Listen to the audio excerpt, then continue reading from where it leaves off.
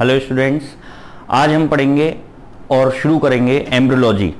जी हाँ, एम्ब्रियोलॉजी जो कि बहुत ही इंटरेस्टिंग और बहुत क्यूरियोसिटी वाला टॉपिक है। बच्चों के माइंड में एक क्यूरियोसिटी रहती है और बहुत इंटरेस्टिंग है ये चीज़ कि कैसे 9th मंथ तक गेस्टेशन पीरियड ह्यूमन फीमेल्स के अंदर कंप्लीट करता है, कैसे एक जाइगोट, एक सेल कैसे पूरे इंडिविजुअल में कन्वर्ट होता है। इससे ज़्यादा इंटरेस्टिंग और मुझे नहीं लगता किसी पर्टिकुलर सब्जेक्ट में या किसी भी टॉपिक में इससे ज़्यादा कुछ और इंटरेस्टिंग हो सकता है। यहाँ पर मैं आपको डे बाय डे पूरे 9th मंथ का गेस्टेशन पीरियड बताऊंगा कि हर डे क्या डेवलपमेंट होता है और कैसे एक सेल एक इंडिविजुअल में कन्वर्ट होता है। सबसे पहले अब तक जो हम पढ़ चुके हैं दैट इज फर्टिलाइजेशन। सबसे पहले हमने पढ़ा कि क्या मेल रिप्रोडक्टिव सिस्टम है, क्या फीमेल रिप्रोडक्टिव सिस्टम है, कैसा उसका स्ट्रक्चर है, कैसे वो वर्क करते हैं, कैसे स्पर्म और एग को प्रोड्यूस करते हैं, ये भी मैंने आपको बताया। फिर दोनों का कैसे फ्यूजन होता है हमने बात करी थी, कैसे स्पर्म और एग की शादी हो रही है, कैसे मंडप तक जा रहे हैं, कैसे वो एग के पास दुल्हन के पास जा रहा है अपनी, और किस तरीके से उसको जयमाला डाल रहा है, वो कैसे उसको ग्रीट कर रही है, कैसे दोनों आपस में मिल रहे हैं। ये सारी इंटरेस्टिंग बातें हमने लास्ट फर्टिलाइजेशन वाली वीडियो में पढ़ी थी। अब जब दोनों का मिलन हो चुका है, दोनों स्पर्म और एग फ्यूज हो चुके हैं, तो कैसे वो अपनी नई दुनिया बसाने के लिए, एक नया इंडिविजुअल प्रोड्यूस करने के लिए, एक नए बेबी को डेवलप करने के लिए किस तरीके से वो आगे बढ़ते हैं। ये आज की जो क्लास है उसमें मैं आपको बताऊंगा कि शुरुआत के 2 हफ्तों में, यानी फर्टिलाइजेशन होने के, स्पर्म और एग के मिलन होने के बाद वो कैसे अगले 12 दिन उनकी डेवलपमेंट होता है, कैसे उनका ग्रोथ होता है। ये हम फर्टिलाइजेशन में पढ़ चुके थे और oogenesis में भी हमने पढ़ा था कि जो एग होता है, एग जब रिलीज होता है ओवरी से तो सेकेंडरी oocyte की फॉर्म में होता है। याद है आपको? अगर आपने लास्ट लेक्चर्स मेंस्ट्रुएशन जो मैंने पढ़ाया है फीमेल्स के अंदर, मेंस्ट्रुएशन के बारे में नहीं पढ़ा है, oogenesis के बारे में नहीं पढ़ा है, तो यहां पर शुरुआत में थोड़ी सी आपको दिक्कत आ सकती है और बीच बीच में जो मैं टर्म्स यूज करूंगा वो तभी समझ में आएंगे जब आपने वो लेक्चर्स कर रखे होंगे। देखिए बेटा, oogenesis के दौरान आपको बताया गया था कि जब एग रिलीज होता है तो सेकेंडरी oocyte की फॉर्म में होता है और कौन सा किस स्टेज में होता है, माइटोटिक सेकेंड पर वो स्टॉप रहता है। जब स्पर्म उसको मिलता है उसके बाद ही वो उसमें फ्यूज करता है। बड़ा ही इंटरेस्टिंग है ये सफर। शुरुआत करते हैं, सबसे पहले मैं वहीं से शुरुआत करूंगा, बैक चलते हैं कि कैसे ओवरीज के अंदर से एग रिलीज हो रहा था। आपको अगर याद हो तो यहाँ पर मेंस्ट्रुअल साइकिल या ओवरियन साइकिल ये मैंने आपके लिए बना रखा है आपका टाइम सेव करने के लिए। ये देखिए, दिस इज यूट्रस, ये यूट्रस है, this is cervix, this is vagina, and this is fallopian tube of one side. This is fallopian tube and this is ovary attached with the wall of uterus. This is the ovary and cycle, menstrual cycle runs inside the ovary. These are the primary follicles. If you remembered, hope you are remembered that this is primary follicle. These are the primordial follicle which converts into primary follicle, which later develop into the ovarian follicles. After that it converts into the Graafian follicle and then it releases from Graafian follicle egg as a secondary oocyte. And you have seen there, this is egg which is covered with the zona pellucida and corona radiata. This is corona radiata and blue colored covering is as zona pellucida, and this is nucleus inside this, and this is shown as ooplasm. This is what? Ooplasm. देखिए, यहां से egg release होने के बाद जब move करता है fallopian tube में, ये हमने डिस्कस करा था कि जो फर्टिलाइजेशन के टॉपिक में, फर्टिलाइजेशन कहां पर देखा था हमने, फर्टिलाइजेशन कहां पर होता है बेटा, फर्टिलाइजेशन होता है फेलोपियन ट्यूब में। तो स्पर्म्स, बहुत सारे स्पर्म्स यहां से मूव करते हुए किस तरीके से यहां से पहुंचे थे, हमने लास्ट क्लास में पढ़ लिया था। इसके बाद यहां पर जब स्पर्म्स पहुंचे, जैसे ही एग आगे बढ़ा, एग तो नॉन मोटाइल होता है लेकिन फिम्बरी के मूवमेंट से, फर्टिलाइजेशन के मूवमेंट से एग आगे की तरफ बढ़ता है, और जब एग आगे की तरफ बढ़ता है तो यहां से एग को घेर लिया, एग को कवर कर लिया, एग के जो दीवाने आए, कौन? स्पर्म्स। कितने दीवाने पहुंचे यहां तक? 300 to 400 मिलियन स्पर्म्स में से यहां तक सिर्फ पहुंच पाए 300 to 400 स्पर्म्स। जब यहां पर पहुंचते हैं तो इनमें से कोई एक स्पर्म, जैसा कि हमने लास्ट क्लास में देखा था, कोई एक स्पर्म पेनिट्रेट कर पाता है और उसको पेनिट्रेट करने के बाद तब आगे बढ़ता है। इसके बाद दोनों के न्यूक्लियस, ये देखिए यहां पर हम इसको लिख सकते हैं, male pronuclei and female pronuclei, female pronuclei and male pronuclei, male pronuclei and female pronucleus, this is male, blue colour से मैंने मेल को शो करा है और रेड कलर से शो करा गया है फीमेल को। इसके बाद दोनों आपस में फ्यूज करते हैं, दिस इज डे 1। हम फर्स्ट डे कंसीडर कर रहे हैं किसको, जिस दिन एग फर्टिलाइज, देखिए ओवेरियन साइकिल में, मेंस्ट्रुअल साइकिल में हमने फर्स्ट डे कंसीडर करा जो ब्लीडिंग का फर्स्ट डे होता है, जो मेंस्ट्रुएशन का, जो मेंसेस का जो फर्स्ट डे होता है उसको हम ओवेरियन साइकिल में फर्स्ट डे कंसीडर करते हैं। लेकिन यहां पर हम कंसीडर कर रहे हैं फर्स्ट डे किसका, कंफ्यूज मत होइएगा, किसका फर्स्ट डे, जो फर्टिलाइजेशन का। हम अब डेवलपमेंट की बात कर रहे हैं। यहां पर दोनों जो फर्स्ट डे है, ये देखिए मैंने यहां पर लिख रखा है this is day first day पर स्पर्म फर्टिलाइज हुए, दोनों मिलकर प्रोन्यूक्लियस फ्यूज करे जिसको हमने एम्फीमिक्सिस बोला, और यहां पर ये बन गया जाइगोट। क्या बना बेटा, जाइगोट। जाइगोट बनने के अभी एग रिलीज हुआ है, एग रिलीज होने के बाद क्या हुआ है, दोनों आपस में फ्यूज करे हैं। फ्यूज करने के बाद जैसे ही फ्यूज करेंगे उसके 30 आवर्स बाद, 30 घंटे बाद, पहले दिन 30 घंटे बाद फर्टिलाइजेशन के पहला क्लीवेज होगा। नया टर्म आपको सुनने को मिला, cleavage. What is cleavage? Cleavage is the simple division, but जो माइटोटिक डिवीजन है और क्लीवेज, उसमें क्या डिफरेंस है, मेन डिफरेंस यहां पर जो माइटोटिक डिवीजन है वहां पर आपने ग्रोथ फेज पढ़ा होगा, ग्रोथ फेज जो होता है वो बड़ा होता है, उसमें साइटोप्लाज्म डबल होता है। लेकिन यहां पर जो क्लीवेज होता है वहां पर एज सच जो सेल मटेरियल है वो अपने आप को डबल नहीं करता, वो सिर्फ डिवाइड होता रहता है, लगातार डिस्ट्रीब्यूट होता रहता है। तो यहां पर एक जो सेल था वो 30 डेज बाद दो सेल्स में, दो अलग अलग डिविजन्स में, पहला डिवीजन हुआ तो दो सेल बने। तो जो दो सेल बने वहां पर माइटोटिक में बोलते थे डॉटर सेल्स, यहां पर हम बोलेंगे ब्लास्टोमियर्स। क्या बोलेंगे बेटा? ब्लास्टोमियर्स। बेटा कोई प्रॉब्लम तो नहीं है इस बात को समझने में? यहां तक मेरे ख्याल से कोई प्रॉब्लम नहीं आई कि फर्टिलाइजेशन हुआ, फर्टिलाइजेशन के बाद यहां पर क्या हुआ, ये पर्टिकुलर फर्स्ट डिवीजन हुआ 30 आवर्स बाद, और ये किसमें कन्वर्ट हुए, दो ब्लास्टोमियर्स में। पहला डिवीजन 30 आवर्स बाद, किसके 30 आवर्स बाद, फर्टिलाइजेशन के 30 आवर्स बाद, और उसके 40 आवर्स बाद, फर्टिलाइजेशन के 40 आवर्स बाद, यानी पहले डिवीजन के 10 घंटे बाद दूसरा डिवीजन होता है, और 2 सेल्ड स्टेज जो है वो 4 सेल्ड स्टेज में कन्वर्ट होती है। देखिए ये जो 2 सेल्ड स्टेज है ये किसमें कन्वर्ट हुई, 4 सेल्ड स्टेज में। 4 सेल्ड स्टेज में कन्वर्ट होने के बाद यहां पर अब ये इसके बाद थर्ड डे, जब जैसी थर्ड डे स्टार्ट होगा, जैसी थर्ड डे स्टार्ट होगा यहां पर, इसके बाद यहां पर बेटा थर्ड डिवीजन होगा, थर्ड क्लीवेज होगा, और ये 8 सेल्ड स्टेज में कन्वर्ट होगा। किसमें कन्वर्ट होगा, 8 सेल्ड स्टेज में कन्वर्ट होगा यहां पर। और सेल्स इस तरीके से अरेंज हो जाते हैं यहां पर। अब थोड़ा सा बिल्कुल आपको बेटा ध्यान देने की जरूरत है, जो सेल्स यहां पर कन्वर्ट हो रहे हैं, जो अरेंज कर रहे हैं अपने आप को, वो इस तरीके से, अगर मान लीजिए हमें 8-10 लोगों को इकट्ठा होना है, एक सर्किल में अगर इकट्ठा होना है, तो ऐसा तो है नहीं कि उसमें पर्टिकुलर सब एक लाइन में खड़े हो जाएंगे। अगर गोला बना के खड़े होना है तो कुछ लोग अंदर होंगे, कुछ लोग बाहर होंगे, कुछ लोग अंदर होंगे और कुछ लोग बाहर होंगे। इस तरीके से 8 सेल स्टेज यहां पर थर्ड डे में हो गई। इसके बाद आगे नेक्स्ट डिवीजन होगा थर्ड डे के लास्ट में, थर्ड डे के लास्ट में, और ये कन्वर्ट हो जाएगा। गौर करने वाली बात यह है कि ये अभी भी किस स्टेज, कहां पर है, ये फेलोपियन ट्यूब में ही है। जी हां, कहां पर है बेटा, ये फेलोपियन ट्यूब में है अब भी।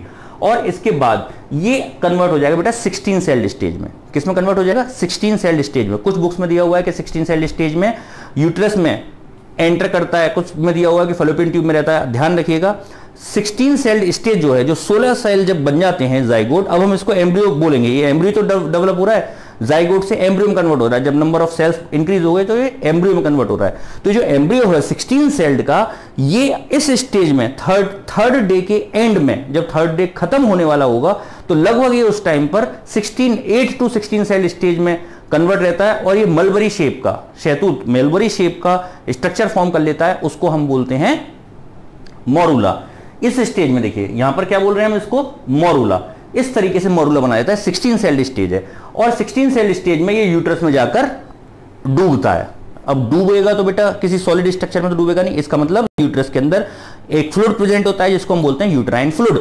यूट्राइन फ्लूइड में जाकर ये क्या होता है बेटा, अंदर उसमें डूब जाता है। यहां पर देखिए एक गौर करने वाली बात यह है कि ये जो 16 सेल्ड स्टेज है, 16 सेल्ड स्टेज में कुछ सेल्स बाहर की तरफ अरेंज हो जाते हैं और कुछ सेल्स अंदर की तरफ अरेंज हो जाते हैं। जो अंदर की तरफ अरेंज होते हैं, 16 सेल स्टेज की मैं बात कर रहा हूं, जो 16 सेल स्टेज जब अंदर की तरफ अरेंज होते हैं तो ये अंदर को एक ग्रुप बना लेते हैं।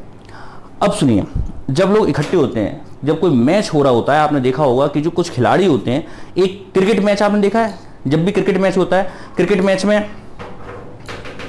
जब क्रिकेट मैच में क्या होता है कि ये पर्टिकुलर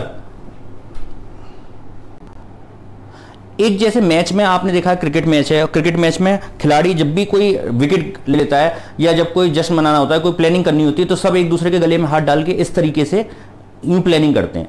यहां पर इतना बड़ा मैच है, बड़ा मैच मतलब एक नए यंग वन को गिव राइज करना है, एक नए यंग वन का प्रोडक्शन करना है, एक नए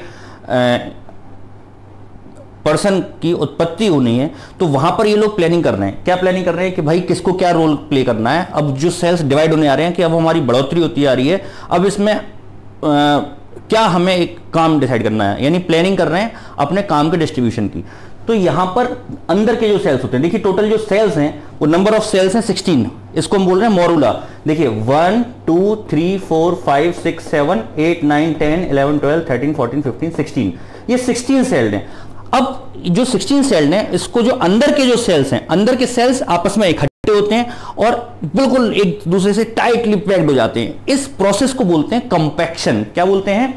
प्रोसेस ऑफ कंपैक्शन, जिसमें अंदर के सेल्स मोरूला के, अभी तक क्या हुआ, पहले 2 सेल स्टेज, फिर 4 सेल स्टेज, फिर 8 सेल स्टेज, फिर 16 सेल स्टेज।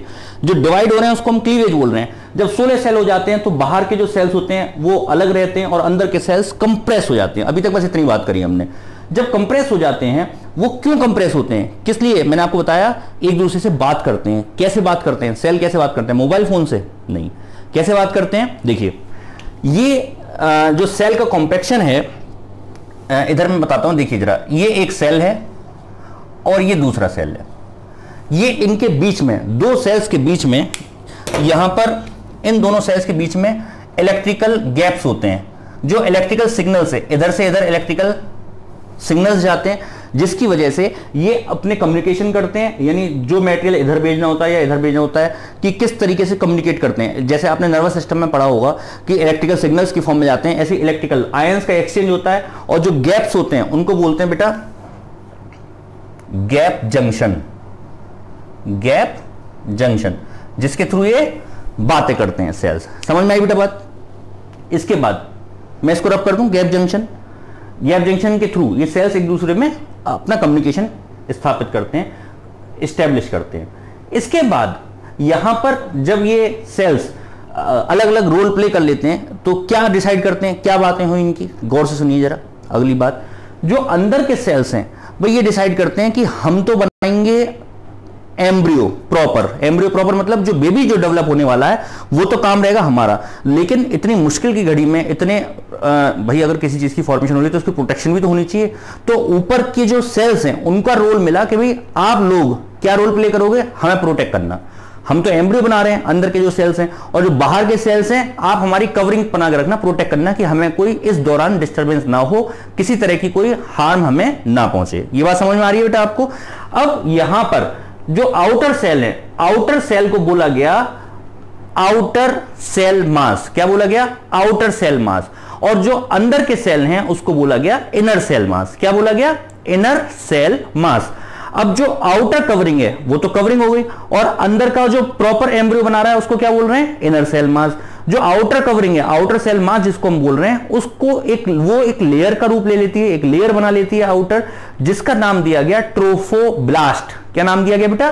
ट्रोफोब्लास्ट। ट्रोफो आपने सुना होगा ऑटोट्रॉफ, हेट्रोट्रॉफ, मिक्सोट्रॉफ। ट्रॉफिक माने ऑटोट्रॉफिक न्यूट्रिशन, ट्रॉफो माने ट्रॉफ मींस न्यूट्रिशन, यानी नरिशमेंट देने वाले। अभी प्रोटेक्ट कर रहे हैं तो नया बेबी बन रहा है बेटा, फॉर्म हो रहा है, तो उसका प्रोटेक्शन की जरूरत है या नहीं है? तो यहां पर क्या होगा, यहां पर देखिए मैंने इसको, यहां पर ये मॉरूला है, डे 4 में, 4th डे पे क्या होगा ये डिसाइड हो गया। मैंने इसको आपको समझाने के लिए दोनों तरह के जब रोल डिसाइड हो गया तो मैंने इनको अलग अलग सेल्स में यहां पर कन्वर्ट कर दिया है। अंदर ब्लू कलर के सेल्स शो कर दिए हैं और फिर यहां पर रेड कलर का आउटर कवरिंग को शो कर दिया है। अब 4th और 5th डे क्या होता है, ये जो मॉरूला है, मॉरूला यूट्राइन फ्लूइड में 4th 5th डे पर इस तरीके से फ्लोट करता रहता है। क्या करता रहता है? फ्लोट करता रहता है, घूमता रहता है इसमें यूट्राइन फ्लूइड में, और घूमते घूमते ग्रो कर रहा है।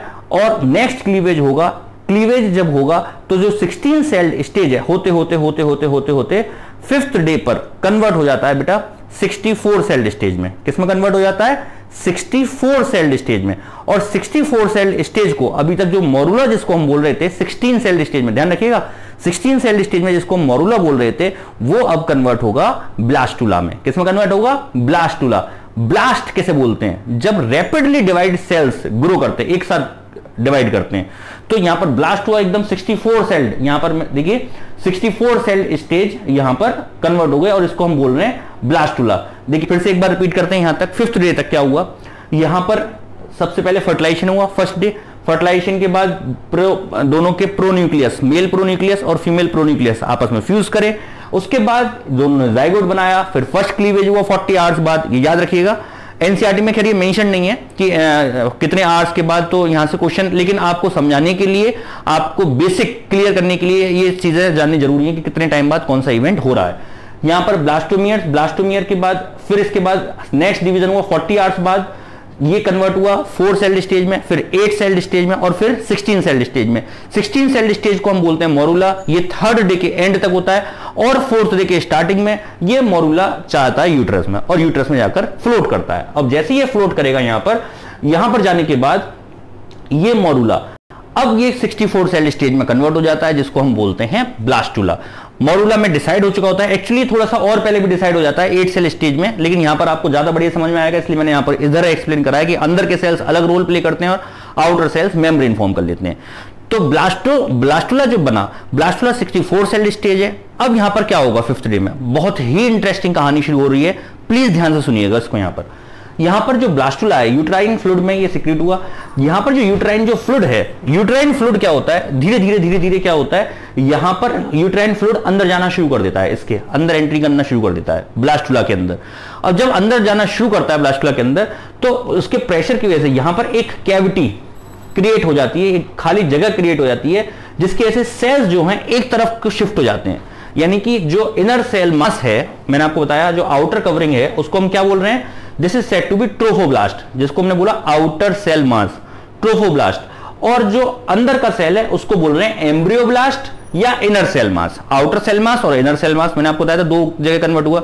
तो जो आउटर सेल मास है उसको तो हमने बोला ट्रोफोब्लास्ट, ट्रोफो मतलब न्यूट्रिशन नरिशमेंट प्रोवाइड करने वाली मेम्ब्रेन, और इनर सेल मास को बोल रहे हैं एम्ब्रियोब्लास्ट। एम्ब्रियोब्लास्ट किसे बोल रहे हैं, जो एम्ब्रियो की प्रॉपर फॉर्मेशन कर रहा है। अब यहां पर एम्ब्रियो की फॉर्मेशन हो, यहां पर ये करेगा इनर सेल मास, और यहां पर एक कैविटी क्रिएट हो जाती है। मैंने आपको बताया अंदर की तरफ यूट्राइन फ्लूइड जाने लगता है और अंदर की तरफ एक कैविटी क्रिएट हो जाती है जिसको हम बोल रहे हैं ब्लास्टोसिस्ट। क्या बोल रहे हैं बेटा, blastocyst. What is blastocyst? Blastocyst is the fluid filled cavity inside the blastula which is created due to the invagination of the fluid, or you can say insertion of uterine fluid inside the cavity of blastula. This is blastula. अब ये 5वें दिन, यहां तक हम बेटा यहां से हमने चले first day, day 1, day 2, day 3 में क्या हुआ, डे 4 में यहां पर आया, डे 4 और 5 में घूमता रहा। इसके बाद डे 5 में यहां पर क्या होता है, डे 5 में अब ये अंदर एंटर कर रहा है और एक फ्लूइड फिल्ड प्रॉपर कैविटी बन चुकी है। अब इसके बाद क्या होगा सुनिए, जो डे 5 है, डे 5 के बाद अब ये जो आउटर कवरिंग है, आउटर ब्लैक कलर की जो कवरिंग बन रही है, ये क्या है, ये है एग की जोना पेलिसुडा। जोना पेलिसुडा क्या काम करती है, हमने फर्टिलाइजेशन में पढ़ा था, फर्टिलाइजेशन वाले लेक्चर में, कि जो जोना पेलिसुडा है ये एग की वो कवरिंग है जो बाकी स्पर्म को एग के अंदर एंटर करने से रोकती है। एक बार जब एक स्पर्म अंदर एंटर कर जाता है तो बाकी स्पर्म को लॉक कर देती है और अंदर नहीं आने देती, और अंदर की प्राइवेसी को मेंटेन रखती है, अंदर किसी भी और स्पर्म को एंटर नहीं होने देती, साथ साथ प्रोटेक्ट करती है, आगे मूव कर रहा है। तो ये प्रोटेक्टिव लेयर है, एक तरीके से ये प्रोटेक्टिव लेयर है। अब क्या होगा, अब टाइम आ रहा है इसको इंप्लांट होने का, इंप्लांटेशन के लिए यहां पर ये टाइम आ रहा है। ये जो इंप्लांटेशन है, इंप्लांटेशन किस तरीके से होगा, ये होगा बेटा, आपने बुक्स में पढ़ा होगा कि इंप्लांटेशन कब होता है। इंप्लांटेशन होता है 7th डे पर, ये बुक्स में दिया हुआ है। लेकिन ये जो इंप्लांटेशन है ये 7th डे पर लगभग अटैच पूरी तरीके से हो जाता है, लेकिन शुरुआत इसकी हो जाती है 6th डे पर। किस तरीके से शुरुआत होती है, देखिए यहां पर किस तरीके से अटैच होता है। आपने कभी ऐसा देखा है कि एग से मुर्गी का जो चिकन होता है, जो हैन का जो चिकन होता है, वो किस तरीके से बाहर हैच आउट होता है एग से। देखा कभी एक्सपीरियंस, कभी लाइफ में इस तरह का देखने को मिला हुआ आपको कि जो मुर्गी का जो बच्चा है वो किस तरीके से एग से बाहर आता है। वो जो आउटर कवरिंग होती है वो क्या करती है, उस बेबी को प्रोटेक्ट करती है। बिल्कुल इसी तरीके से हैचिंग का प्रोसेस होगा, बड़ा ही खूबसूरत प्रोसेस है। यहाँ पर क्या होगा, अब ये जो ट्रोफोब्लास्ट है ये धीरे धीरे ब्रेक होनी शुरू होगी और ब्रेक होकर हैच आउट होगा अंदर से। प्रॉपर जो सिस्टम है, जो प्रॉपर एम्ब्रियो जिसको अटैच होना है, ये कन्वर्ट हुआ यहाँ पर। यानी अब हम बात कर रहे हैं डे 5 तक यहाँ पर हो गया। डे 6 और 7 में अब क्या काम होना है, यहाँ ध्यान से सुनिए। डे 6 और 7 में यहां पर ये इससे अटैच होने की तरफ आगे बढ़ता है। सबसे पहले हैच आउट होता है, यहां से निकलता है, और यहां से निकलने के बाद यहां पर कुछ सेल्स डेवलप होते हैं। क्या डेवलप होते हैं, कुछ सेल्स यहां पर डेवलप होते हैं इस जगह पर, और डेवलप होने के बाद यहां पर एस शेप, जैसे हुक होते हैं इस तरीके से, ऐसे जैसे यहां से ये इस तरीके से। तो ये जो हुक हैं, जब तक ये हुक इस तरीके से नहीं होंगे तो अटैच किससे होगा ये, तो यहां पर कुछ हुक प्रेजेंट होते हैं जिनको हम बोलते हैं सेलेक्टेंस। क्या बोलते हैं, सेलेक्टेंस। एस शेप सेलेक्टेंस अटैच होते हैं, और जो इससे यूट्रस की ओर से जस्ट अटैच होता है, और ये इसको इंश्योर करता है कि ये पर्टिकुलर इससे एक बार अटैच होने के बाद यहां से ये हटे ना। अच्छा, जो ट्रोफोब्लास्ट है, सॉरी, जो जोना पेरिसुडा है, वो जोना पेरिसुडा कहां पर हटती है, वो ये जो पर्टिकुलर ब्लास्टुला है, ब्लास्टुला लगातार यूट्रस की वॉल पर हिट करता रहता है। ये ट्रोफोब्लास्ट यानी आउटर कवरिंग है, ये देख लेती है कि प्रॉपर साइड कौन सी है। अच्छा, कई बार नीट में ये पूछा गया है कि किस जगह पर यूट्रस में इंप्लांटेशन होता है। ऊपर वाला जो पार्ट है आपको मालूम है, इसको हम क्या बोलते हैं, जिन्होंने लेक्चर पढ़ रखा है पहले उनको स्ट्रक्चर मालूम है, और बच्चों को पहले से पता भी होगा। ऊपर वाला जो डोम शेप पार्ट है, that is said to be fundus. क्या बोलते हैं इसको, फंडस। इसको हम बोलते हैं बेटा फंडस। और जो this is the part, outer part opening, this is said to be cervix, and this part is said to be body. तो where the implantation takes place, implantation किस जगह पर होगा, इम्प्लांटेशन होता है बेटा पर्टिकुलर इस बॉडी के रीजन में, मिडिल रीजन में। तो ये यूट्रस के अंदर तो हर जगह मूव करेगा, तो जब इसको प्रॉपर साइट मिल जाएगी तब ये वहां से हैच आउट, ट्रोफोब्लास्ट जो है ब्रेक होगा धीरे धीरे, और ये यहां से, अब आपने देखा कि यहां पर ब्लैक कलर की कवरिंग थी और यहां से ब्लैक कलर की कवरिंग हट चुकी है, और यहां पर अब दो चीजें हैं, एक है ट्रोफोब्लास्ट और दूसरा है इनर सेल मास, जिसको हम बोल रहे हैं एम्ब्रियोब्लास्ट, जो एम्ब्रियो के डेवलप करेगा। और आउटर कवरिंग क्या कर रहे हैं, इसको अटैचमेंट कर रहे हैं। तो यहां पर ये एम्बेडेड होगा, और जब ये एम्बेडेड होगा तो यहां पर इस टाइम जो यूट्रस है, यूट्रस में किस तरीके से रिसीव करने के लिए क्या तैयारी होगी इसकी, यूट्रस की जो वॉल है, इट बिकम, ये किसकी तरह एक्ट कर रही है। अच्छा, इसको ये किस लिए अटैच हो रहा है, आप बताइए किस लिए अटैच हो रहा है, ये अटैच हो रहा है नरिशमेंट के लिए, फूड के लिए। जब बच्चा भूखा होता है, छोटा बच्चा, तो वो किसके पास जाता है, अपनी माँ के पास जाता है। और जो माँ होती है वो सबकी मदर्स कहते हैं ना बहुत स्वीट होती हैं, our mothers are very sweet, बहुत मीठी होती है हमारी माँ। तो यहां पर जो इसकी माँ है वो कौन है, यूट्रस। कौन है, यूट्रस। और माँ की तो ही बॉडी है बेटा, मदर की बॉडी तो ही है यूट्रस इस बेबी के लिए। तो जब इसे अटैच होती है, then this uterus is become very rich in glycogen and starch. ये क्वेश्चन पूछा गया है कि जब इंप्लांटेशन होता है तो ये यूट्रस की वॉल है, उसमें कौन सा न्यूट्रिएंट सबसे ज्यादा पाया जाता है। तो आप ध्यान रखिएगा, माँ होती है मीठी, बहुत स्वीट होती है, ग्लाइकोजन होता है, उसमें शुगर अटैच होता है, यहां पर शुगर प्रेजेंट होता है, यहां पर बॉडी ऑफ यूट्रस, यूट्रस की वॉल पर, यूट्राइन एंडोमेट्रियम पर। यहां पर ध्यान रखिएगा, it is rich in glycogen and sugar, this is body of uterus, uterine endometrium में यहां पर अटैच होती है। ये अब तक हमने बात करी। अच्छा, ये जो एम्बेडेड होती है, अभी हम इसको और डिटेल में बात करेंगे कि किस तरीके से अंदर तक इंसर्ट होती है। ये सिर्फ अब यूट्रस की वॉल से इटकी है, अटैच हुई है, पूरी तरीके से एम्बेडेड नहीं हुई अंदर तक, पूरी तरीके से प्लेसेंटा फॉर्म नहीं हुआ, सिर्फ वॉल अटैच हुई है, जिसको हम बोल रहे हैं प्लेसेंटेशन, यानी प्लेसेंटा का फॉर्म होना, इम्प्लांटेशन, इम्प्लांट होना। समझ में आ रही है बेटा बात। प्रॉपर इम्प्लांटेशन नहीं हुआ है, अंदर तक इंसर्ट नहीं हुई है, क्योंकि अभी तो खुद ही बच्चा है, इसकी अभी विलाइज डेवलप होंगी, इसके अंदर विलाइज डेवलप होने के यानी फिंगर लाइक स्ट्रक्चर डेवलप होंगे, वो इसमें इंसर्ट होंगे यूट्रस के अंदर। कैसे होंगे, बड़े खूबसूरत तरीके से मैं बताऊंगा। फिलहाल बस यहां पर आप ध्यान दीजिए कि यहां पर 7th डे में इंप्लांटेशन हुआ, यानी फर्टिलाइजेशन। एक बार हम रिव्यू करते हैं कि लास्ट 7 डेज में क्या क्या हुआ है, जल्दी से देखिए। यहां पर आपने देखा कि जिस दिन फर्टिलाइजेशन हुआ, एग रिलीज होने के बाद स्पर्म यहां पर रिलीज हुए, स्पर्म रिलीज होने के बाद, यानी फर्टिलाइजेशन होने के सबसे ज्यादा चांसेस कब हैं, 14th डे पर, यानी जब मेंस्ट्रुएशन होता है, जब मेंस्ट्रुएशन का फर्स्ट डे होता है उसके 14th डे के आसपास जब एग रिलीज होगा, जब एग प्रेजेंट होगा, और उस समय जब अगर स्पर्म आएंगे तो वो फर्टिलाइज होगा और जाइगोट में कन्वर्ट होगा।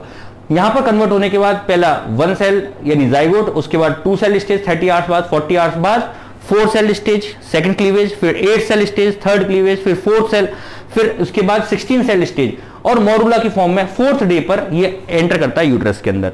जब यूट्रस के अंदर आता है तो फिर ये 16 सेल स्टेज में 4 to 5 डेज यूट्राइन फ्लूइड में ऐसे घूमता रहता है, इधर से उधर लगातार मूव करता रहता है, घूमता रहता है यूट्रस के अंदर, अपने आप को डबल करता है और धीरे धीरे 64 सेल स्टेज में कन्वर्ट हो जाता है। 64 सेल स्टेज जो है ये, इसको हम बोलते हैं ब्लास्टुला। ब्लास्ट करते हैं, सेल्स एकदम रैपिडली डिवाइड करते हैं, और जो सेल्स होते हैं, आउटर सेल्स जो होते हैं, मैंने आपको बताया कि आउटर सेल्स जो होते हैं वो अपना रोल अलग डिसाइड कर लेते हैं, वो बना लेते हैं कवरिंग, जिसको हम ट्रोफोब्लास्ट बोल रहे हैं, और अंदर के जो सेल्स होते हैं वो बना लेते हैं एम्ब्रियोब्लास्ट, यानी प्रॉपर एम्ब्रियो जो बनाएंगे वो अंदर वाले सेल्स बनाएंगे। इस बात को आगे तक ध्यान रखिएगा। अंदर एक कैविटी क्रिएट हो जाती है धीरे धीरे, क्योंकि इसके अंदर फ्लूइड जाने लगता है, फ्लूइड भरने लगता है, जो जिसकी वजह से ये एक ऊपर की तरफ खिसक जाते हैं। खिसकने के बाद यहां पर एक कैविटी बन जाती है जिसको हम बोलते हैं ब्लास्टोसिस्ट। ब्लास्टोसिस्ट के अंदर यहां पर कैविटी फ्लूइड फिल्ड रहती है। अब now this is said to be proper blastula. क्या बोलेंगे हम इसको? ब्लास्टुला। ये पूछा जाता है क्वेश्चन, और कई बार आया है कि किस स्टेज में इंप्लांटेशन होता है? मॉरुला के स्टेज में, यानी वो कितने सेल्स का होगा जब यूट्रस से अटैच होगा। तो कितने सेल स्टेज होती है वो? 64 सेल स्टेज होती है, फ्लूइड फिल्ड स्टेज।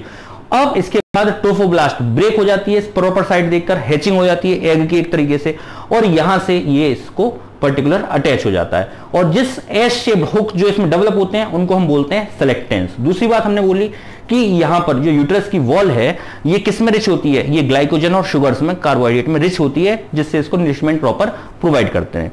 तो ये 7 डेज का प्रॉपर हमने डिस्कशन यहां पर करा। मीनवाइल मैं आपको बताना चाहूंगा कि यूट्रस की क्या प्रिपरेशन है। भाई मदर भी तो अपने बेबी के लिए तैयार है कि मेरा बच्चा आ रहा है, उसको मैं प्रिपेयर कर रही हूं, और मेरे को यहां पर क्या तैयारी करनी है। एक बार फिर से हम मूव करते हैं अपने प्रीवियस बैक जाते हैं जहां पर हमने मेंस्ट्रुअल साइकिल पढ़ी थी। मैं यहां पर हार्मोनल डिस्कशन करना चाहता हूं कि मदर की बॉडी हार्मोन्स की फॉर्म में क्या चेंज हो रहा है मदर की बॉडी के अंदर, और मदर के जो यूट्रस है वहां पर क्या चेंजेस आ रहे हैं, ओवरऑल बॉडी में क्या चेंजेस आ रहे हैं। देखिए जो पूरी मेंस्ट्रुअल साइकिल है वो हमने पढ़ी है कितनी? 28 डेज की। 28 डेज में 14th डे पर क्या होता है? ओव्यूलेशन, यानी 14 डेज से पहले हाफ साइकिल और 14 डेज के बाद हाफ साइकिल। यहां पर मैंने आपको ड्रॉ कर रखा है डे वन और यहां पर 28 डेज। ध्यान से देखें बेटा प्लीज, डे 1 और 28 डेज। यहां पर डे 1 से लेके 28 डेज तक का जो पर्टिकुलर साइकिल है उसमें मिड में क्या हो रहा है? ओव्यूलेशन हो रहा है। क्या हो रहा है? ओव्यूलेशन। यहां पर ये फर्स्ट हाफ हो गया और ये सेकंड हाफ हो गया। अब मैं फर्स्ट डे किसका बता रहा हूं? मेंस्ट्रुएशन का, फर्टिलाइजेशन का नहीं बता रहा। यहां पर फर्स्ट डे जैसे मेंस्ट्रुएशन स्टार्ट हुआ तो यहां पर आपने पढ़ा था मेंस्ट्रुअल साइकिल में कि एफएसएच और एलएच बहुत हाई अमाउंट में होते हैं शुरुआत में, क्योंकि फॉलिकल्स को बनाना होता है, एलएच को बनाना होता, नए फॉलिकल्स को डेवलप करना होता है, तो हाई अमाउंट में होते हैं। फिर धीरे धीरे लास्ट में क्या होता है? एफएसएच और एलएच एग रिलीज होने के बाद, ओव्यूलेशन के बाद क्या होता है? एफएसएच और एलएच का अमाउंट डिक्रीज हो जाता है, क्योंकि because they don't want to further increasement of the follicles when one egg is develop. जब एक एग बन जाता है तो बाकी फॉलिकल्स को डेवलप नहीं कराना चाहता। लेकिन मीनवाइल ध्यान रखिएगा, ओव्यूलेशन के दौरान यहां पर क्या है? मिड में क्या है? 14 डे पर क्या है? ओव्यूलेशन। ओव्यूलेशन के दौरान यहां पर क्या होता है? LH surge. आपने ध्यान हो तो अगर आपको मैंने बताया था एलएच सर्ज या एफएसएच और एलएच का अमाउंट एकदम से बढ़ जाता है। क्यों बढ़ जाता है आपको याद है? उसमें हम यहां पर डिस्कस नहीं कर रहे, फिलहाल बस मैं इतना बता रहा हूं कि ओव्यूलेशन के दौरान एलएच सर्ज बढ़ जाती है। दूसरा, ओवरी जो फर्स्ट हाफ होता है वहां पर फॉलिकल तेजी से डेवलप करती हैं, और क्या होता है? Ovary is in follicular stage. Ovary किस में होती है? फॉलिकुलर स्टेज में होती है। और यहां पर सेकंड हाफ में क्या होता है? जब वो एग रिलीज हो जाता है, कार्पस ल्यूटियम डेवलप हो जाता है, एलएच बढ़ता है, तो यहां पर ovary is in luteal stage. किस स्टेज में होती है? ल्यूटियल, यानी सेकंड जो फेज है वो हम क्या बोलते हैं? ल्यूटियल स्टेज बोलते हैं, ल्यूटियल फेज बोलते हैं मेंस्ट्रुअल फेज का। यहां पर क्या होता है? Graafian follicles produce oestrogen. शुरुआत में जो एस्ट्रोजन रिलीज करते हैं, अगर आपको ध्यान हो तो, मुझे उम्मीद है आपको याद होगा, ग्राफिन फॉलिकल्स एस्ट्रोजन प्रोड्यूस करते हैं। और यहां पर सेकंड हाफ में क्या होता है? एस्ट्रोजन तो होता ही है लेकिन कम अमाउंट में होता है। यहां पर एस्ट्रोजन बहुत ज्यादा होता है, यहां पर एस्ट्रोजन कंपैरेटिवली कम होता है। यहां पर क्या चीज ज्यादा होती है? प्रोजेस्टेरॉन बहुत ज्यादा होता है, क्योंकि इसको कार्पस ल्यूटियम को डेवलप करना होता है फॉर्मेशन के लिए। प्रोजेस्टेरॉन ज्यादा होता है, इसलिए इसको प्रोजेस्टेरोनिक फेज भी बोलते हैं, प्रोजेस्टेरोनिक फेज, सेकेंड फेज को आफ्टर ओव्यूलेशन। यहां पर प्रोलिफरेटिव फेज, यूट्रस में प्रोलिफरेट होता है, आपको ध्यान हो तो एस्ट्रोजन के इन्फ्लुएंस में जो यूट्रस की वॉल है वो प्रोलिफरेट करती है, डेवलप करती है, मोटी होती है। जबकि यहां पर क्या होता है, प्रोजेस्टेरोन के इन्फ्लुएंस में, मैंने लास्ट में आपको मेंस्ट्रुएशन जब पढ़ा रहा था, मेंस्ट्रुअल साइकिल में बिल्कुल लास्ट इवेंट में मैंने आपको बताया था कि प्रोजेस्टेरोन के इन्फ्लुएंस में वो ग्लैंडुलर हो जाती है, उसमें ग्लैंड्स डेवलप हो जाती हैं, ब्लड वेसल्स डेवलप हो जाती हैं, उसको स्पॉन्जी बनाने के लिए, उसको न्यूट्रिटिव देने के लिए। तो यहां पर अगर हम बात करें कि ये सेकेंड हाफ यानी ओव्यूलेशन के बाद 28 डेज, अगले 14 डेज, यहां पर अब हम यहां पर इस साइकिल में कहां पर आ चुके हैं, यानी 28 डेज कहां तक हैं, यहां तक हैं जो एग यहां पर रिलीज हुआ। इसके बाद अगर हम बात करें अगले 6 दिन की, तो अगले 6 दिन में ये पूरा प्रोसेस हुआ। मींस यहां पर अगर मैं बात करूं नेक्स्ट 6 डेज की, तो सिचुएशन क्या है, सिचुएशन है ये, यानी यूट्रस जब इंप्लांटेशन हो चुका होगा उस कंडीशन में प्रोलिफरेटिव चेंजेस यहां पर क्या क्या आएंगे, जो यूट्रस की वॉल न्यूट्रिटिव होगी, ओवरी ल्यूटेल स्टेज में होगी, एलएच की कंसंट्रेशन बहुत ज्यादा होगी, प्रोजेस्टेरोन की कंसंट्रेशन ज्यादा होगी। ये सिचुएशन इस तरीके से पूछी जाती हैं कि जब प्रेगनेंसी हो रही होती है, जब इंप्लांटेशन हो रहा होता है, तो उस पर्टिकुलर सिचुएशन में जो मदर की बॉडी है, उनके जो ब्लड में हार्मोन्स हैं, किस हार्मोन की कंसंट्रेशन ज्यादा है, किस हार्मोन की कंसंट्रेशन कम है। तो यहां पर ये चीजें आपको मैं उम्मीद करता हूं समझ में आई होंगी कि किस तरीके से ये 7 डेज में ये पर्टिकुलर इंप्लांटेशन होता है। अब जो हम कहानी की बात करेंगे वो कहानी की बात कर रहे हैं कि किस तरीके से यहां पर अगले, ये तो हो गया फर्स्ट वीक, पहला वीक में, पहले वीक में एक मिनट रुक जाइए, पहले वीक में क्या होगा कि यहां से एग रिलीज होने के बाद और यहां तक किस तरीके से इंप्लांटेशन हुआ। अब मैं मूव कर रहा हूं बेटा सेकेंड वीक की तरफ। सेकेंड वीक में किस तरीके से ये 7वें दिन के बाद 8th डे से लेकर और 14th डे पर, यानी सेकेंड वीक में क्या क्या डेवलपमेंट होंगे और क्या क्या चेंजेस होंगे। ठीक है बेटा, देखिए बेटा यहां पर अब हम देखेंगे 7th डे तक आपने यहां पर देखा कि इंप्लांटेशन हुआ। 7th डे के बाद 8th डे पर क्या होगा वो यहां पर अब बता पाना संभव नहीं है, मैं इसलिए आपको अलग से बाहर बताता हूं कि 8th डे में यहां पर क्या होता है। देखिए ये 8th डे में ऊपर की, अब तक आपको मालूम है ये 2 कवरिंग यहां पर प्रॉपर बन चुकी हैं। ऊपर की जो कवरिंग है उसको हम बोल रहे हैं ट्रोफोब्लास्ट, और जो अंदर की कवरिंग, अंदर के जो सेल्स हैं वो बोल रहे हैं एम्ब्रियोब्लास्ट या इनर सेल मास। अब ये जो जिस साइड इकट्ठा हो गया है इनर सेल मास, उस पर्टिकुलर पोल को हम बोल रहे हैं एम्ब्रियोनिक पोल या एनिमल पोल, एम्ब्रियोनिक पोल या एनिमल पोल। और जो नीचे वाला पर्टिकुलर उसका अपोजिट एंड है उसको बोल रहे हैं एब एम्ब्रियोनिक पोल। क्या बोल रहे हैं बेटा, abembryonic pole, embryonic pole and abembryonic pole. अब सुनिएगा ध्यान से, यहां पर 2 जगह पर ग्रोथ होगी, एक तो ऊपर की मेम्ब्रेन के लेवल पर और दूसरा होगी अंदर के लेवल पर, यानी एम्ब्रियो जो फॉर्म कर रहा है, इनर सेल मास जो बना रहा है उसके लेवल पर। अब यहां पर पहले मैं आपको बताऊंगा कि जो आउटर कवरिंग है वो किस तरीके से ग्रोथ कर रही है। पहले सिर्फ आप उस पर कंसंट्रेट करिएगा जहां पर जो डायग्राम में पर्टिकुलर चीज दिखा रहा हूं। उसके बाद अच्छा ग्रोथ तो दोनों की पैरेलल होती है, लेकिन हम एक एक करके डिस्कस करेंगे। पहले मैं बताऊंगा कि किस तरीके से ये मेम्ब्रेन पर्टिकुलर डेवलप कर रही हैं, इसके बाद हम साथ डिस्कस करेंगे किस तरीके से अंदर का मास डेवलप कर रहा है। देखिए ये जो आउटर लेयर है जिसको हम बोल रहे हैं ट्रोफोब्लास्ट, क्या बोल रहे हैं, ट्रोफो मतलब न्यूट्रिशन, ब्लास्टिक मतलब डेवलपिंग लेयर्स। तो यहां पर ट्रोफोब्लास्ट जो आउटर लेयर है, यहां पर आप देख सकते हैं कि जो ट्रोफोब्लास्ट है इसके हर सेल एकदम क्लियर है। आप देख रहे हैं इसका न्यूक्लियस ब्लैक कलर से शो किया हुआ है, एक एक सेल पर्टिकुलर क्लियर है। इस ट्रोफोब्लास्ट को एक स्पेसिफिक नाम दिया गया है क्योंकि ट्रोफोब्लास्ट आगे डिवाइड करेगी अलग अलग लेयर्स में। तो इसकी जो पहली लेयर जिसको हम डिवाइड कर रहे हैं, जो डिवाइड करेगी उसको हमने नाम दिया, इसके शेप के बेसिस पर, जो स्ट्रक्चर इसको देखने में लग रहा है उसके बेसिस पर इसको हमने नाम दिया साइटोट्रोफोब्लास्ट। क्या दिया बेटा, साइटोट्रोफोब्लास्ट। साइटो मतलब सेल, साइटो यानी सेल दिख रहा है, साइटोट्रोफोब्लास्ट, और अंदर तो है इनर सेल मास। इसमें कहीं कोई प्रॉब्लम।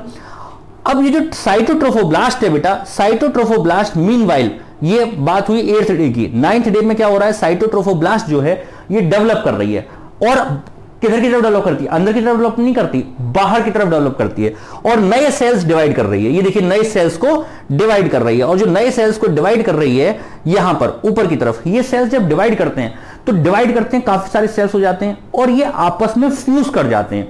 अपनी जो मेम्ब्रेन्स हैं, अपनी मेम्ब्रेन्स को डिसॉल्व कर देते हैं। सेल मेम्ब्रेन जो होती है ये डिसॉल्व हो जाती है और आपस में मिक्स हो जाते हैं। ऊपर के सेल्स क्या हो जाते हैं? मिक्स हो जाते हैं। किसके? साइटोट्रोफोब्लास्ट के जो आउटर सेल्स हैं, जो डिवाइड करके अभी ग्रो करा है जिन्होंने, वो आप अपनी प्लाज्मा मेम्ब्रेन को फ्यूज करके अपने साइटोप्लाज्म को सब मिक्स कर लेते हैं, आपस में एक साथ जुड़ जाते हैं, सिन कर जाते हैं। जैसे सिन समझ रहे हैं आप? SYN, सिन किसे बोलते हैं? आपने सुना होगा कॉन्टेक्ट सिन कर रहे हैं अपने मोबाइल में, फेसबुक से सिन कर रहे हैं। सिन कर रहे हैं मतलब जोड़ रहे हैं। सिन सिंक्रोनाइज्ड मतलब जुड़ा हुआ, SYN। तो यहां पर ये आपस में जुड़ जाते हैं। अब इस मेम्ब्रेन को, जो आउटर मेम्ब्रेन आप देख रहे हैं, ये सारे सेल्स आपस में जुड़ चुके हैं, साइटोप्लाज्म मिल चुका है इनका, लेकिन आप न्यूक्लियस प्रॉपर देख पा रहे होंगे। इनके न्यूक्लियस हैं अलग अलग डिस्ट्रीब्यूटेड, लेकिन पूरा साइटोप्लाज्म एक है। आउटर कवरिंग इस तरीके से, और इस लेयर को, आउटर लेयर को बोल रहे हैं सिन।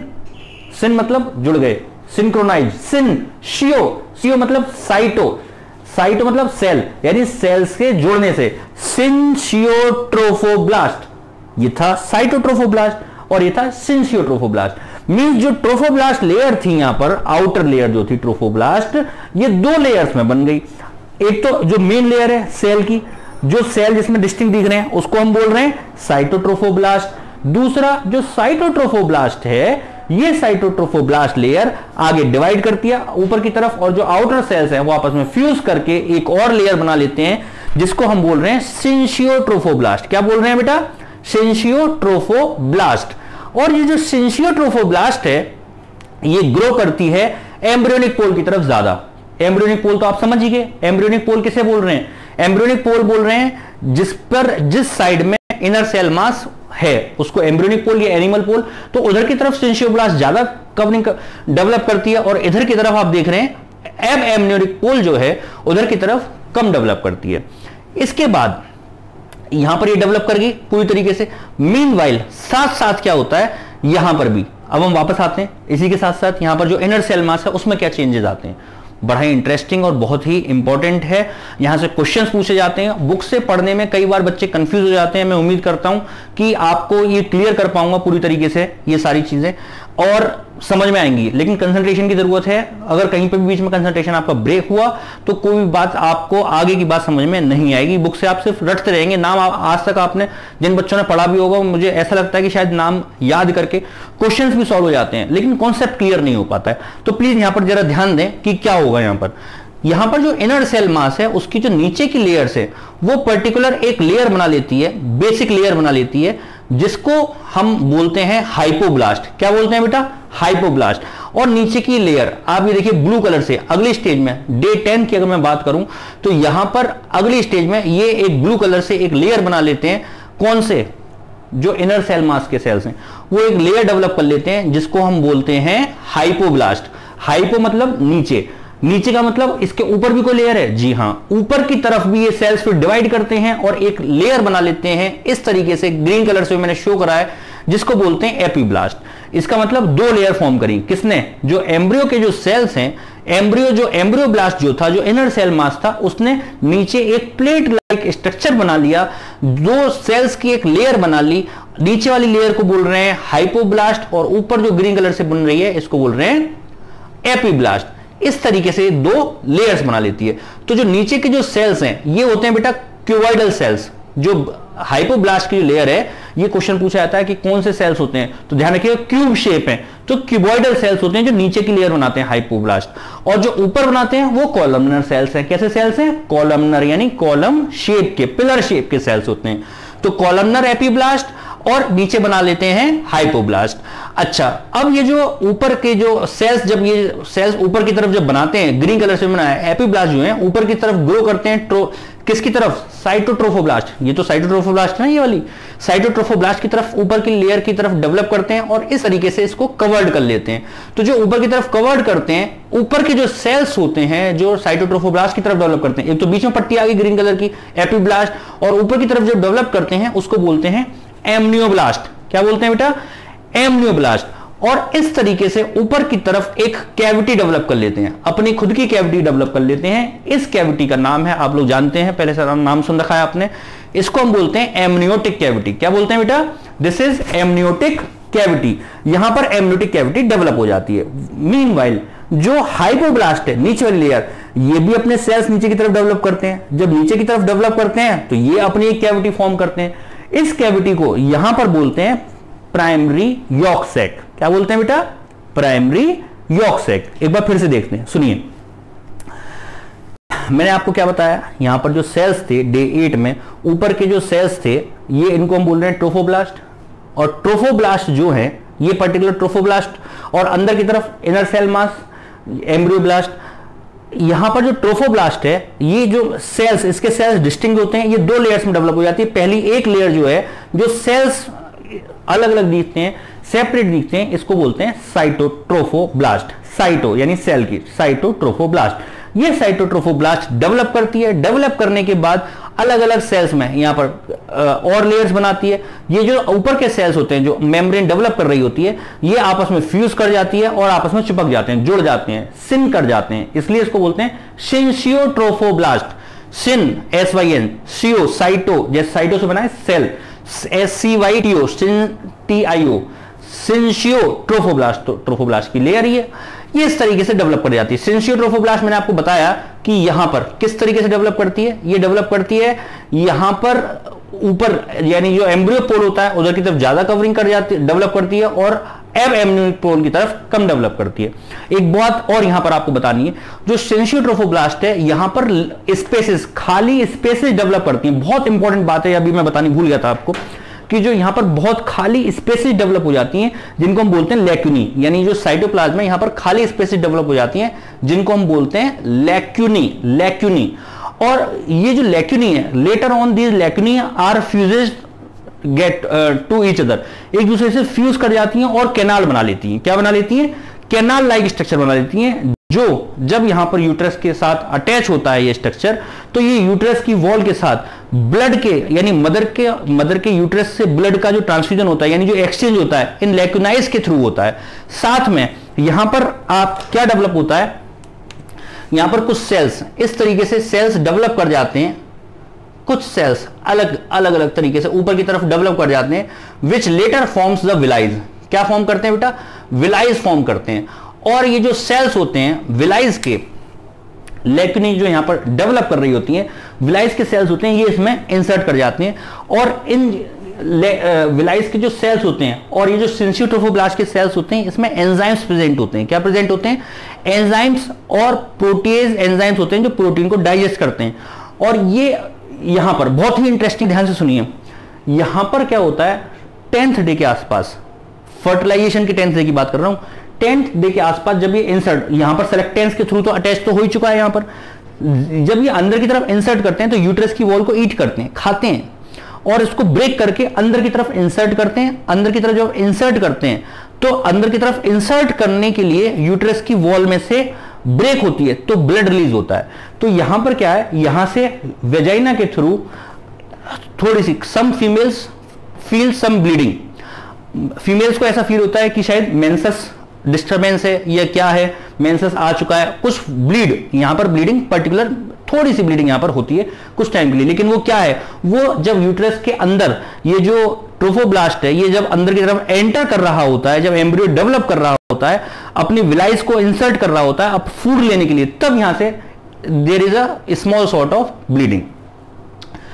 लेकिन यहां पर वो क्या होता है बेटा, यूट्रस की वॉल से नरिशमेंट लेने के लिए ये इंसर्ट करती हैं। और जो कैनाल्स बनती हैं वो कहां से बनती हैं, ये लैक्यूनर कैनाल्स बनती हैं सिंशियोट्रोफोब्लास्ट में, जो स्पेसेस क्रिएट हो जाती हैं, लैक्यूनी जिसको हम बोलते हैं। Lacunae formed in the 9th day and fused and increase in 10th day. 11th and 12th day penetrates uterine wall, placenta is formed. यानी 11वें 12वें दिन लगभग प्लेसेंटा फॉर्म होता है। और यहां पर 9th डे पर तो बेटा ये सॉरी 10th डे पर ये फॉर्मेशन होती है, 9th और 10th डे पर ये फ्यूज करती हैं, और 11th 12th डे पर यहां पर पेनिट्रेट कर जाती हैं यूट्रस की वॉल के अंदर। यानी अब पूरी तरीके से प्लेसेंटा की फॉर्मेशन हुई। यहां तक किसी बात को समझने में कोई प्रॉब्लम नहीं है। अब हम बात करते, फिर से आते हैं, मीनवाइल ये जो मेम्ब्रेन डेवलप हुई, मीनवाइल यहां पर क्या है बेटा, अब है inner cell mass. Inner cell mass यहां पर क्या करता है, एक नीचे बेसिक क्यूबॉइडल सेल्स की लेयर डेवलप करता है जिसको बोलते हैं हाइपोब्लास्ट, और उसके ऊपर एक और कॉलमनर सेल्स की लेयर डेवलप करता है जिसको हम बोलते हैं epiblast. Hypoblast and epiblast. Epiblast ऊपर की तरफ साइटोट्रोफोब्लास्ट की तरफ डेवलप करती है एक और सेल्स की लेयर के साथ, उस लेयर का नाम है एमनियोब्लास्ट। क्या बोलते हैं बेटा? एमनियोब्लास्ट। एमनियोब्लास्ट और एपिब्लास्ट के बीच की जो कैविटी है उसको हम बोलते हैं एमनियोटिक कैविटी। अगर कोई क्वेश्चन आपसे आता है कि amniotic cavity is covered by, कौन कौन सी लेयर से कवर्ड रहती है, तो 2 लेयर से कवर्ड रहती है। पहला है एमनियोटिक कैविटी और एमनियोब्लास्ट, एंड दूसरी लेयर कौन सी है बेटा? एपिब्लास्ट। ये एपिब्लास्ट है यहां पर। दूसरा, यहां पर नीचे की तरफ जो हाइपोब्लास्ट है, these are cuboidal layers, cuboidal cells से मिलकर बनी हुई लेयर है। ये नीचे की तरफ सेल्स को ग्रो करती है, एक लेयर फॉर्म करती है और एक यहां पर कैविटी फॉर्म करती है। इसको हम बोलते हैं कैविटी को प्राइमरी यॉक सैक। क्या बोलते हैं? Primary yolk sac. इसमें कहीं कोई प्रॉब्लम? ये प्राइमरी यॉक सैक और ये क्या है बेटा? एमनियोटिक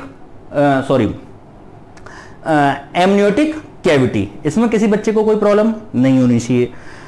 इसके बाद अब हम और आगे बढ़ते हैं। अब आप देखिए यहां पर क्या होता है। यहां पर प्राइमरी यॉक सैक फॉर्म हो गया। इसी इमेज को मैं यहां पर दिखा रहा हूं, यानी अगले, ये तो बात रही 10th डे की। 10th, 11th और 12th डे में प्लेसेंटा की फॉर्मेशन होती है, किस तरीके से इंसर्टेड होता है ये मैंने आपको बताया। इसके बाद यहां पर ये मेम्ब्रेन्स, अब क्या होता है, ये जो प्राइमरी पर्टिकुलर लेयर है, जो हाइपोब्लास्ट जो लेयर जो डेवलप कर रहा है नीचे की तरफ जो आ रही है, जो चेन बना रही है, ये कुछ कनेक्टिव टिश्यूज रिलीज करते हैं। यानी जो प्राइमरी यॉक सैक है ये कुछ कनेक्टिव टिश्यूज सिक्रीट करता है, यहां पर इस कैविटी के अंदर सिक्रीट करता है।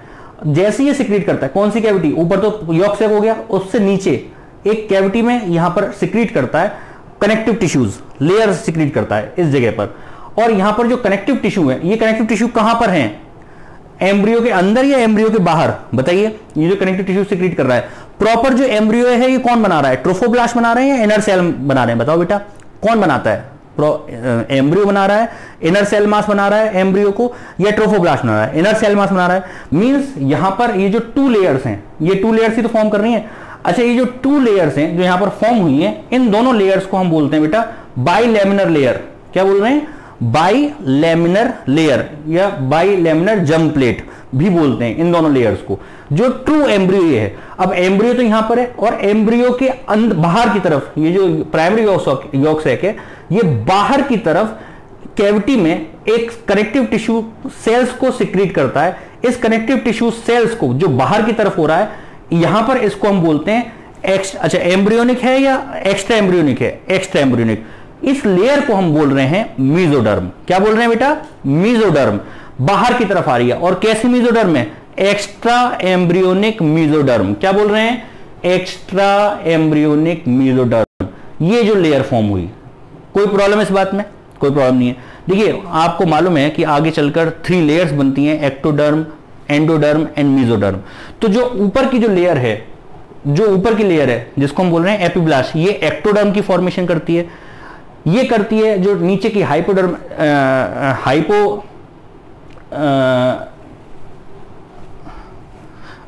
ऊपर की जो लेयर है पर्टिकुलर, इसको हम बोल रहे हैं एपिब्लास्ट, और नीचे की जो लेयर है इसको बोल रहे हैं हाइपोब्लास्ट। तो जो एपिब्लास्ट है वो फॉर्म कर रही है किसकी लेयर? एक्टोडर्म। और जो हाइपोब्लास्ट है वो फॉर्म कर रही है एंडोडर्म। और इसी से सिक्रीट्स करी हुई है जो पर्टिकुलर सिक्रीट्स कर रहे हैं कनेक्टिव टिश्यू, इसको हम क्या बोल रहे हैं बेटा? कनेक्टिव टिश्यू को मीजोडर्म। तो मीजोडर्म बाहर की तरफ आ रही है, that's why they are said to be extra embryonic mesoderm. यहां पर एक्स्ट्रा एम्ब्रियोनिक मीजोडर्म जो है, इसमें जिस तरीके से यहां पर सिंसियोट्रोफोब्लास्ट में लैक्यूनी डेवलप हो जाती हैं, उस तरीके से यहां पर भी पर्टिकुलर लैक्यूनी डेवलप हो जाती हैं, यानी स्पेस डेवलप हो जाती है। ऐसे इस कैविटी यहां पर लैक्यूनी डेवलप हो जाती हैं। और लैक्यूनी डेवलप होने, ये बात कर रहे हैं हम डे 11 की। लैक्यूनी डेवलप हो जाती हैं किसमें? Extra embryonic mesoderm. Extra embryonic mesoderm कहां से आई? फिर से एक बार सुनिए, आप कंफ्यूज ना हो इसलिए फिर से बता रहा हूं एक बार कि यहां पर जो सेल्स हैं, नीचे जो हाइपोब्लास्ट थी, हाइपोब्लास्ट नीचे की तरफ सेल्स डेवलप करते हैं, जिसको जो एक अपनी कैविटी बनाता है, जिसको हम बोलते हैं primary yolk sac. Primary yolk sac जो है वो नीचे की तरफ, बाहर की तरफ कुछ कनेक्टिव टिश्यू को सिक्रीट करता है। इस कनेक्टिव टिश्यू को सिक्रीट करने के बाद इसको हम बोल रहे हैं क्या? इसको हम बोलते हैं कनेक्टिव टिश्यू, और इस कनेक्टिव टिश्यू को नाम दिया मेसोडर्म। और मेसोडर्म को बोल रहे हैं एक्स्ट्रा एम्ब्रियोनिक मेसोडर्म। क्यों बोल रहे हैं एक्स्ट्रा एम्ब्रियोनिक मेसोडर्म? क्योंकि ये एम्ब्रियो से बाहर है, ये एम्ब्रियो को फॉर्मेशन कर रही है और ये एम्ब्रियो से बाहर है।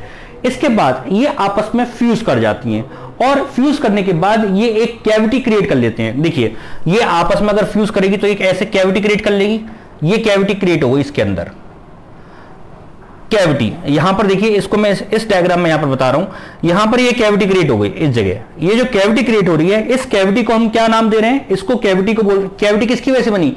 ये बनी लैक्यूनी के फ्यूज होने की वजह से। लैक्यूनी किस में डेवलप हुई?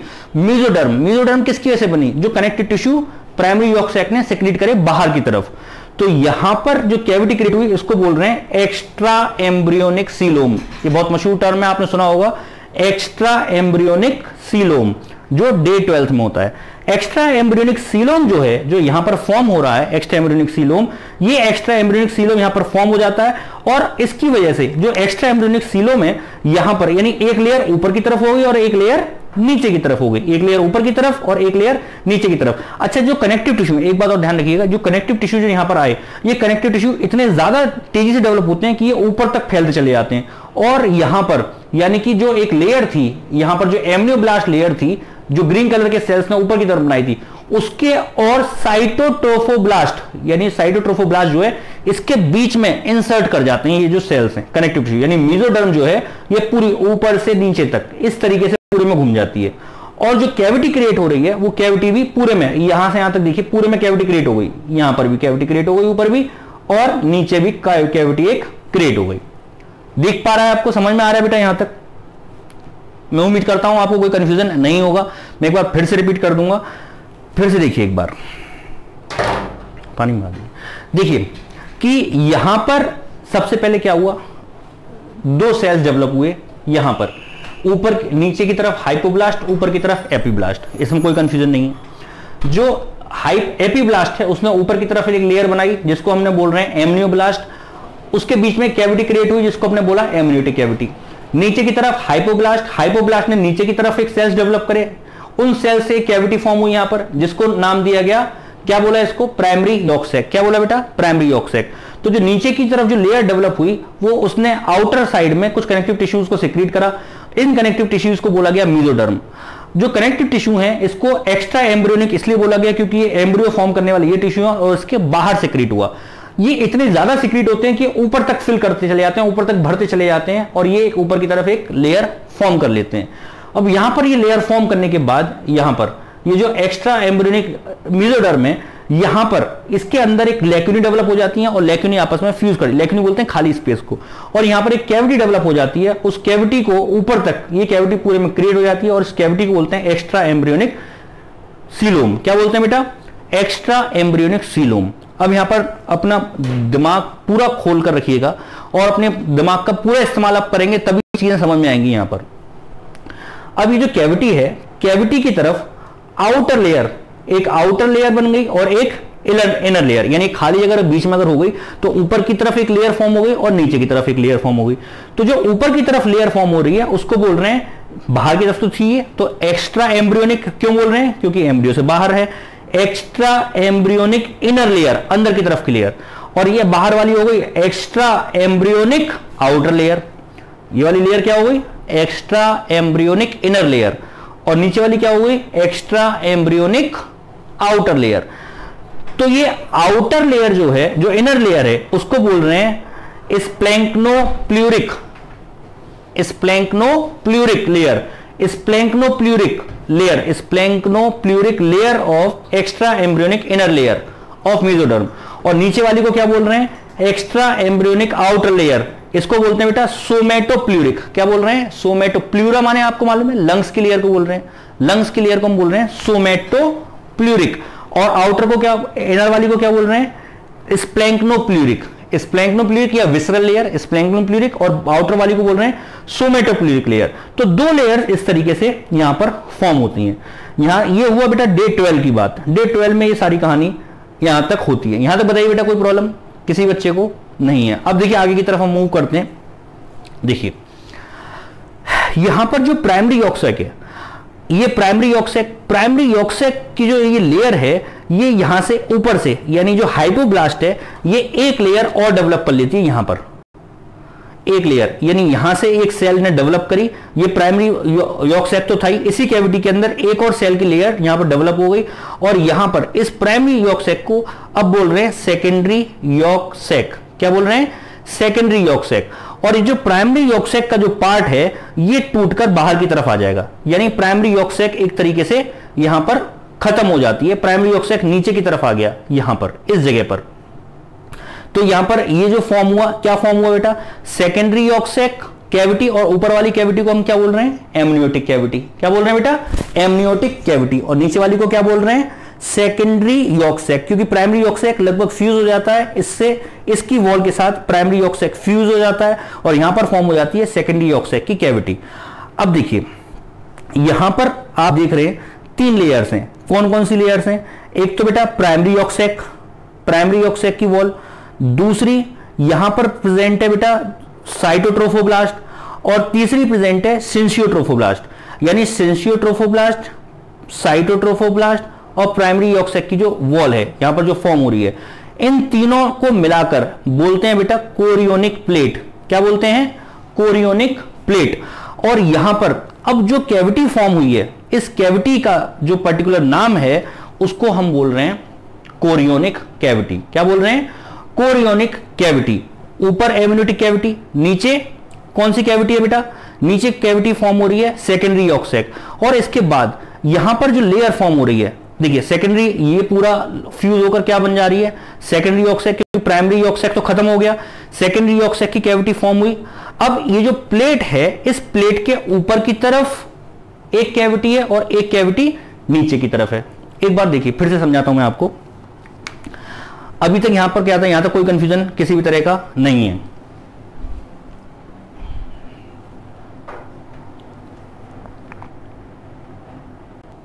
देखिए आपको कंफ्यूजन ना हो, एक बार फिर से मैं इसको रिपीट करता हूं। यहां पर आपने क्या देखा? ये जो नीचे वाली हाइपोब्लास्ट है, यहां पर प्राइमरी यॉर्क सैक था, यहां पर प्राइमरी यॉर्क सैक फॉर्म हो रहा था, ऊपर वाली कैविटी को एमनियोटिक कैविटी, नीचे वाली कैविटी को primary yolk sac. Primary yolk sac, यहां पर प्राइमरी यॉर्क सैक ने एक और अपनी लेयर डेवलप करी, एक और लेयर डेवलप करी, उस एक और लेयर को यहां पर एक और लेयर डेवलप करी, उस एक यहां पर अब इसको बोल रहे हैं सेकेंडरी यॉर्क सैक। क्या बोल रहे हैं? Secondary yolk sac. यहां तक कोई कंफ्यूजन नहीं है। सेकेंडरी यॉर्क सैक डेवलप करने के बाद ये यहां पर सेकेंडरी यॉर्क सैक, ऊपर हो गया एमनियोटिक कैविटी, नीचे हो गई, नीचे की जो कैविटी है सेकेंडरी यॉर्क सैक। अब ये जो प्राइमरी यॉर्क सैक की वॉल है, प्राइमरी यॉर्क सैक की वॉल और सेकेंडरी यॉर्क सैक की वॉल आपस में फ्यूज कर गई, ये ऐसा मान लीजिए आप, ये फ्यूज कर गई और ये जो पूरी कैविटी है ये बन गई सेकेंडरी यॉर्क सैक, ऊपर की एमनियोटिक कैविटी। यानी ये जो वॉल है ये सेकेंडरी यॉर्क सैक की वॉल है और इसके साथ ऊपर की जो मेम्ब्रेन है एक्स्ट्रा एम्ब्रियोनिक इनर लेयर, यानी स्प्लैंक्नो प्लूरल मेम्ब्रेन जो है एक्स्ट्रा मेसोडर्म की, ये यहां पर जुड़ गई। नीचे की तरफ यहां पर यानी ऊपर की जो लेयर है वो ये आ गई, ये सेकेंडरी यॉर्क सैक की वॉल, सेकेंडरी यॉर्क सैक और ऊपर एमनियोटिक कैविटी। और नीचे जो है, नीचे जो लेयर थी, कौन सी लेयर? एक्स्ट्रा एम्ब्रियोनिक मेसोडर्म की लेयर है, बीच में कैविटी डेवलप हो गई थी। एक्स्ट्रा एम्ब्रियोनिक मेसोडर्म की जो लेयर है इसको हमने बोला सोमेटोप्लूरिक मेम्ब्रेन। सोमेटोप्लूरिक मेम्ब्रेन इसके साथ फ्यूज कर जाती है, किसके साथ? साइटोट्रोफोब्लास्ट के साथ। और बाहर क्या है? सिंसियोट्रोफोब्लास्ट। यानी 3 लेयर्स हैं। कौन कौन सी? 1 2 3। पहली कौन सी है? Extra embryonic mesodermal सोमेटोप्लूरिक membrane. नाम याद हुआ? Extra embryonic mesodermal सोमेटोप्लूरिक membrane. ये मेम्ब्रेन नंबर 1। नंबर 2 कौन सी मेम्ब्रेन है? नंबर 2 है बेटा साइटोट्रोफोब्लास्ट एंड नंबर 3 मेम्ब्रेन है सिंसियोट्रोफोब्लास्ट। ये तीनों फ्यूज करके ये बनाती हैं कोरियोनिक प्लेट। ये कोरियोनिक प्लेट यानी ये तीनों मिलकर एक लेयर बना ली, ये तीनों ने मिलकर एक लेयर यहां पर फॉर्म करी आउटर की तरफ, ये आउटर की तरफ एक लेयर फॉर्म हो गई, ये आउटर। और यहां पर दूसरी प्राइमरी और सेकेंडरी यॉर्क सैक की जो वॉल थी वो दोनों फ्यूज करके उन्होंने एक लेयर बना ली, ये वाली। इसमें कहीं कोई प्रॉब्लम? ये लेयर ऊपर से नीचे तक यहां पर फॉर्म हो जाती है। ये जो कैविटी यहां पर क्रिएट हो रही है, ये कैविटी पूरे में क्रिएट हो जाती है ऊपर से नीचे तक, इस तरीके से ये पूरे में कैविटी क्रिएट हो गई। ये जो कैविटी क्रिएट हुई, इस कैविटी को हम बोल रहे हैं कोरियोनिक कैविटी। क्या बोल रहे हैं बेटा? Chorionic cavity. और यहां पर अब ये देखिए बीच में ये प्लेट हो गई, जिसको हम बोल रहे हैं बाइलेमिनर प्लेट। ये जो प्लेट है ऊपर एपिब्लास्ट नीचे हाइपोब्लास्ट, और इसके ऊपर एक बैलून शेप स्ट्रक्चर। ये आप ऐसे मान लीजिए जैसे एक बैलून, एक बेबी, ये बेबी यही तो फॉर्म हो रहा। बेबी यू नो ना, बेबी लाइक्स बैलून, जो बच्चे को तो बैलून पसंद होते हैं। एक ऊपर बैलून एम्ब्रियोनिक कैविटी, एक नीचे बैलून जिसको हम बोल रहे हैं सेकेंडरी यॉर्क सैक, और एक कैविटी जो इसकी फॉर्म हुई, यानी नीचे की जो 3 लेयर्स मिलकर एक कैविटी, एक लेयर फॉर्म हुई रेड कलर की, जो मैंने यहां पर आउटर बना दी की तरफ हो गई। तो इसके और इसके बीच में जो आउटर कैविटी है इसको हम क्या बोल रहे हैं, कोरियोनिक कैविटी। और अंदर की तरफ 2 कैविटी फॉर्म हुई कोरियोनिक कैविटी की, आउटर एम्नियोटिक कैविटी, और यहां पर कौन सी कैविटी बेटा, secondary yolk sac. Secondary yolk sac के बाद यहां पर, यानी अब आपने देखा कि क्या है बेटा, यहां पर क्या देखा आपने, this is what, this is embryonic. तो यहां पर अब इसके आगे यानी 14 डेज का डेवलपमेंट यहां तक कंप्लीट हो गया, 2 वीक का। अब इसके बाद डेवलपमेंट देखेंगे कि किस तरीके से ये एम्ब्रियो आगे डेवलप करेगा और कैसे प्रोटीन लेयर कवर करेंगी, इसे डेवलप करेंगी। तो ये आज हमने डिस्कस करा शुरुआत के 2 वीक्स का एम्ब्रियोनिक डेवलपमेंट। ठीक है बेटा, उम्मीद करता हूं समझ में आया होगा। कोई बात समझ में नहीं आई तो प्लीज आप मेरे को कमेंट करें या व्हाट्सएप पर मैसेज कर दें।